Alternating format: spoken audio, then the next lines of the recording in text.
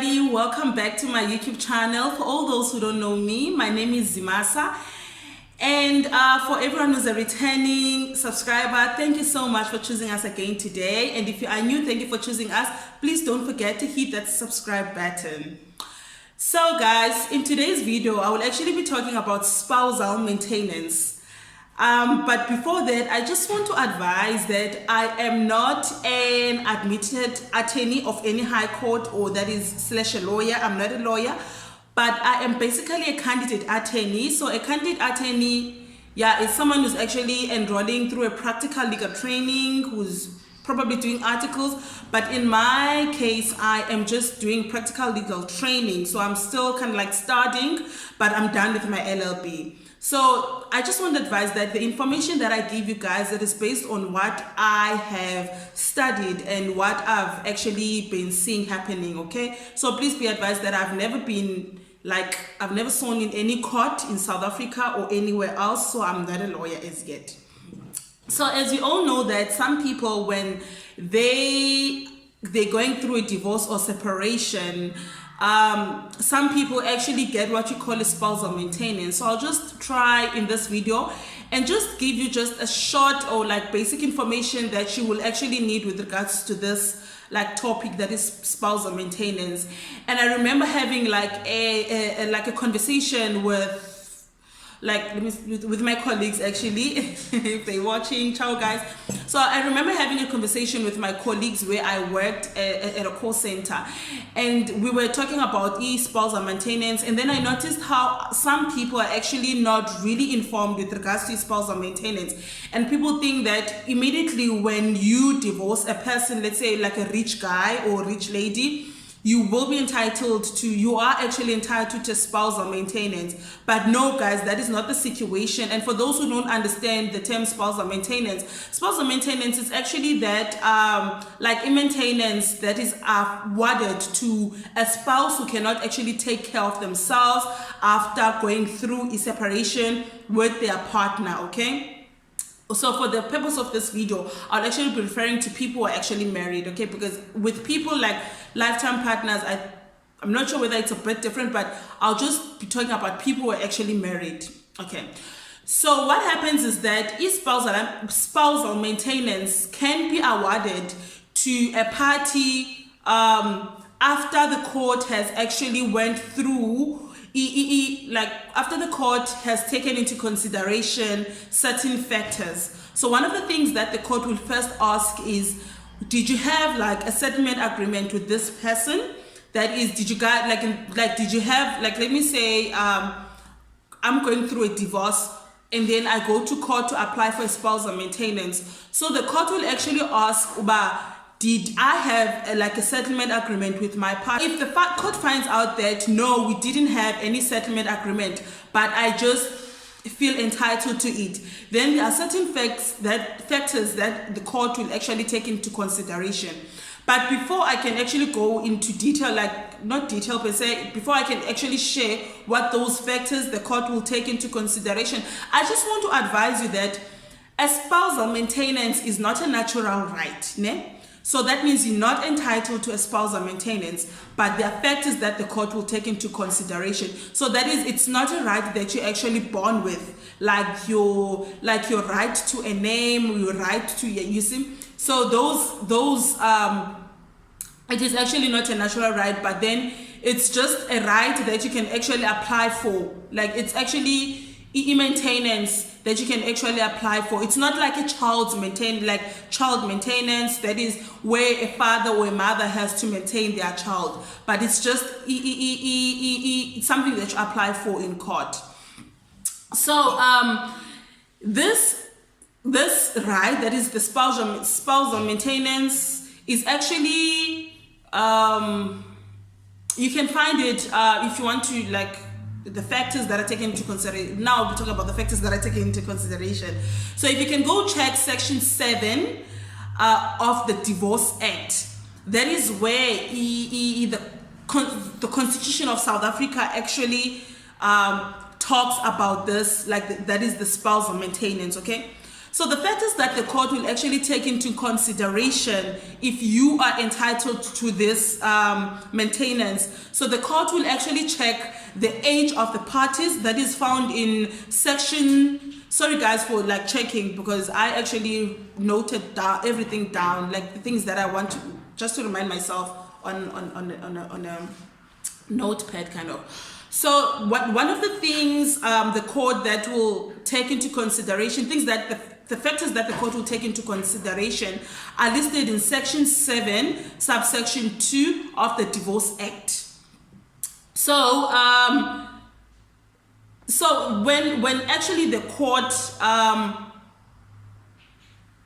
will actually apply its own discretion. That is, it's up to the court, after taking into consideration these factors, as to whether they feel like you are entitled to the spousal maintenance. Ne? Just because like they did go through the factors, but then the court, it's up to their discretion as to whether, oh, okay, we feel like this person is entitled to spousal maintenance. And also whatever. So what the court will take into consideration is your respective earning capacities, that is the expenses and the incomes. So if you go to court and you're actually applying for a spousal maintenance, the court will actually take into consideration your salary, like that is that you earned at the time of the marriage. So the court will take into consideration whether let's say you earn 7,000 rands a month. So the court will take into consideration your income and your expenses. That is, how much expenses are you paying?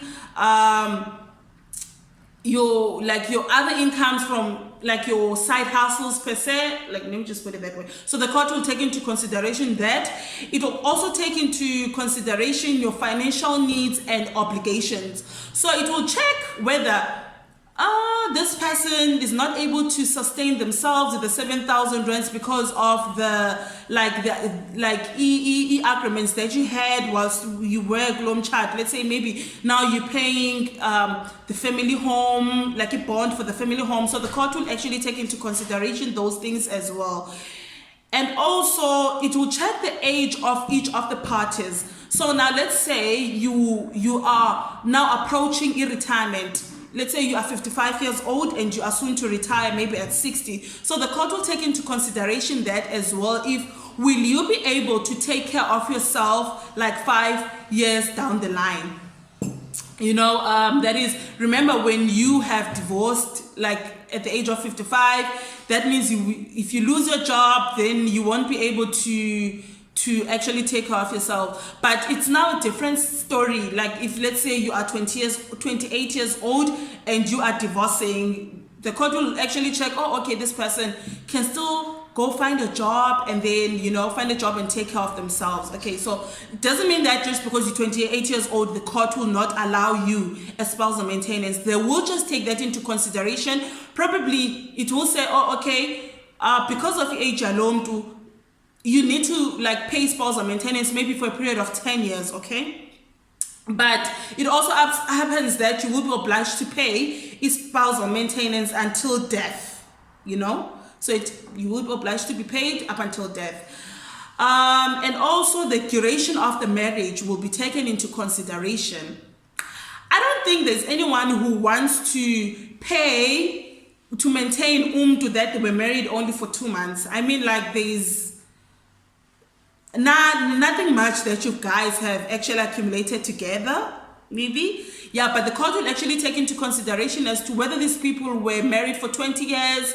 Okay, during these 20 years, what is it that the person has invested in this marriage, Because sometimes it happens that when you are married to someone, you are busy building each other's legacy. Like you're helping the other person to build a legacy while you're probably working as a house mom or as a house dad. You understand? So the court will take into consideration those things as well. So the court will also take into consideration the standard living of the parties prior to the divorce. I think it's where it comes in that it checks, oh, okay, this person was a house mom, this person was a house dad, this person got a salary from the other party of, let's say, 5,000 rands a month. So now they will still need to go back and find their feet.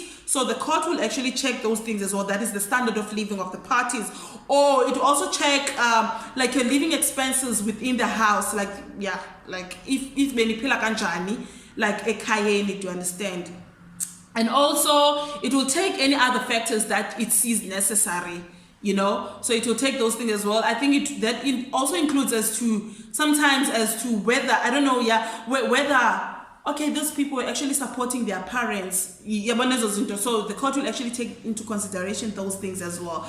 But guys, for now, for the sake of this video, and as I said that I'm not much experienced, so those are the things. So the reason why one of the reasons I'm doing this video is that people think that immediately when you divorce a partner, then you will, like, let's say your partner was a millionaire, and when you were both millionaires, whatever, then you think that you will be entitled to spousal maintenance. No, guys, it doesn't work that way. The court will even check if this person is earning 7,000 rands. How is the person going to take care of you? I mean, like, you have kids, and you say you have 4 kids, this person is earning 4,000 rands income, and you want to be maintained. So the court will take into consideration those things as well.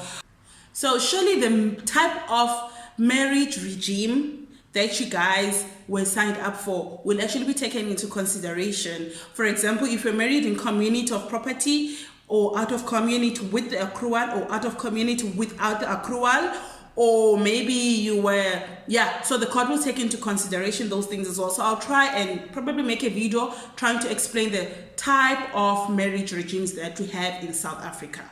But thank you so much, guys. If you found this video to be very informative, or if you feel like there's anything that you want to add, please do comment down in the comment section below. And please don't forget to like the video, subscribe, and also share to people who you feel like the video. But thank you so much for watching. See you on my next video. Ciao.